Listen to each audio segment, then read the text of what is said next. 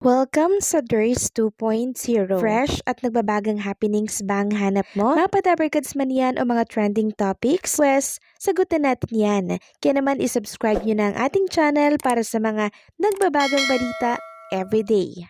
So, ayun, welcome back again sa ating YouTube channel mga kadabarkads. And for today's video, ang pag-uusapan po natin ay tungkol sa mga importanteng kaganapan sa loob at sa labas po ng Itbulaga. Unahin natin itong tungkol kay Dabarkads at Tasha Mulak. So, nakita natin ang ilang mga taping ni Atasha kasama po ang mga cast ng The Vagin News and continue pa rin po ang kanilang pagtitaping mga Kadabarkads. Parang everyday ata ay busy po si Atasha Mulak at continuous nga yung pagtitaping ng nasabi pong project ni Atasha. Sa mga patuloy pong nagtatanong kung makakabalik daw po ba ng Itbulaga si Atasha, yes naman mga Kadabarkads. And malay nyo, sa anibersaryo po ng Itbulaga, present si Atasha Mulak. So baka hindi nga anibersaryo ng Itbulaga baka nga mas mapaaga pa dun mga Kadabarkads. Kaya wag tayong mawala ng pag-asa, babalik at babalik si Atasha sa kanyang pinagmulan, which is dito sa Itbulaga. And speaking of Atasha Mulak, narito naman ang tungkol sa kambal ni Atasha, which is si Andres Mulak. Sabi nga po dito ng Viva Artist Agency, Andres Mulak is now stepping into the world of music, starting off with his own rendition of Hot Dogs, Ikaw ang Miss Universe ng buhay ko. Kung si Atasha ay patuloy na sumisikat, abay ganon din po si Andres Mulak mga Kadabarkads. Talagang si Atasha at si Andres talaga namang dinadagsa po ng offer ng mga producer. Mabenta kasi si Atasha at si Andres sa mga Gen Z. Next topic naman, pag-usapan natin itong binahagi po ni Sestrelon about sa Itbulaga at sa mga Dabarkads. So sa mga hindi po nakapanood nung time na nag-guest or nag-judge si Ma'am Sestrelon sa Itbulaga, ito po yun mga Kadabarkads. Nung championship po ito ng GV5. Sabi nga dito ni Sestrelon, sobrang saya maging bahagi muli ng technical committee ng Itbulaga Grand Finals ng GV5. Pinoy Henyo. Congratulations to the winning team of Barangay Palangoy ng Binangonan Rizal. Sobrang talino nila. Thank you, Jenny Perez, sa fishballs, kwek-kwek at ice cream at may pabaon pa na chicharon.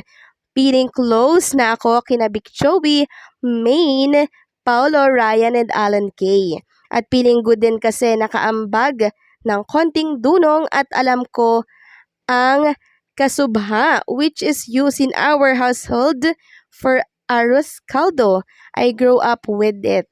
And nakita ko nga po yung mga behind the scene picture nitong si Ma'am Sestrelon dito po sa Itbulaga. Sobrang saya po nila dito sa studio mga Kadabarkads. Nakakatuwa kasi feel at home nga po. Itong si Ma'am Sestrelon sa studio po ng Itbulaga and syempre sa mga Dabarkads natin. So, ganyan naman po ang Dabarkads natin talagang mababait sila sa mga bago po dito sa Itbulaga, sa mga guests, sa mga judge, talagang ginagawa at pinapakita nila yung kanilang best. Next topic naman, pag-usapan natin ang tungkol dito sa anak ni Bossing Vic Soto. Marami po kasi ang nagtatanong na bakit walang masyadong patarpulin daw itong si Mayor Vico Soto ng Pasig. So, ito po ang sagot.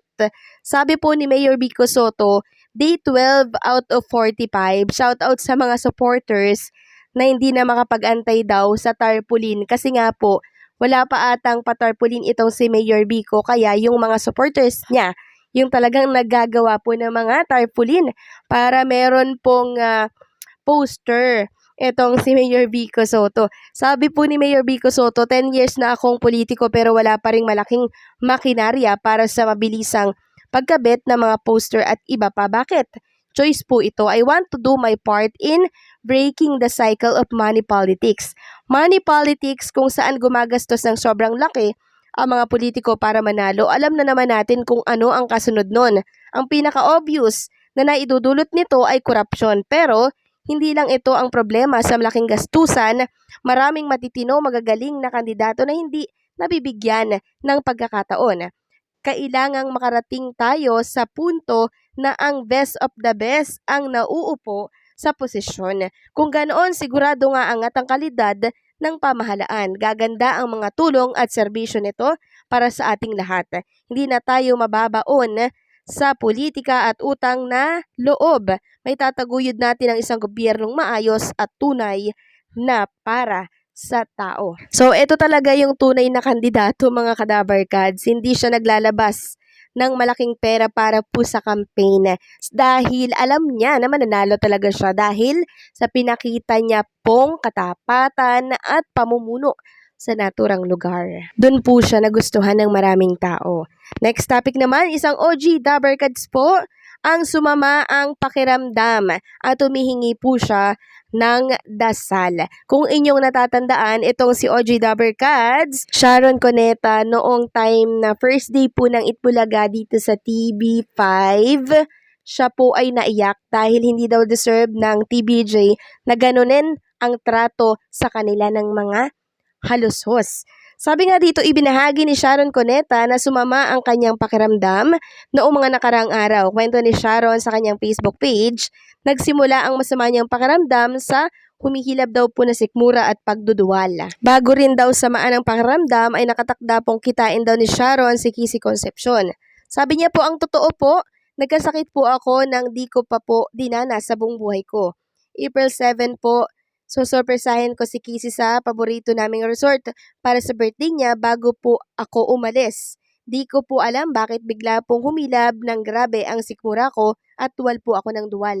Nang magkita na sila ni Kissy, patuloy pa rin daw ang pagduduwal ni Sharon kaya naman napagdesisyonan na niyang magtungo sa ospital. Pagdating ko po kay Kissy, masaya kami tapos nagulat ako, duwal na naman po. Kaya di na po ako nakakain sa birthday dinner niya. Kundi nakahiga na lang po ako sa room naming dalawa. Tuloy pa rin po ang dual. Next day, lipad kami pa uwi ng umaga. Plain pa lamang po, heto na naman. Pag-uwi ko, diretso na naman sa banyo kahit masama ang pakiramdam. Lumalabas naman sa results, normal ang kalagayan ni Sharon. Nagpa-reserve na kami ng room sa St. Luke's, pero nagpakuha na po ako ng dugo sa bahay at hinihintay ko ang results. Nakapagtataka naman po at salamat sa Diyos, normal lahat. Pero nilunod na po ako ng Pocari Sweet at Ersiflora. Di pa po ako bumabangon ng matagal since yesterday na pinahiga at pinarest na po ako. Nananawagan naman si Sharon na ipagdasal siya dahil sa kanyang dinaranas. Ayon pa dito, lugaw at saging lang po kinakain ko mula kahapon at ngayong umaga. Please pray for me, but I don't want you to worry dahil mukhang dehydrated lang po ako at sobra po akong stress this whole past week. Kaya nagaganito. Kwento po yan ni Sharon. So, pagaling ka, Dabarkad Sharon Cuneta, dahil marami po talagang nag-aalala sa kanya sa Facebook post niya po kahapon. So, hanggang dito na lamang po ang update natin. Maraming salamat po sa patuloy na pagsuporta.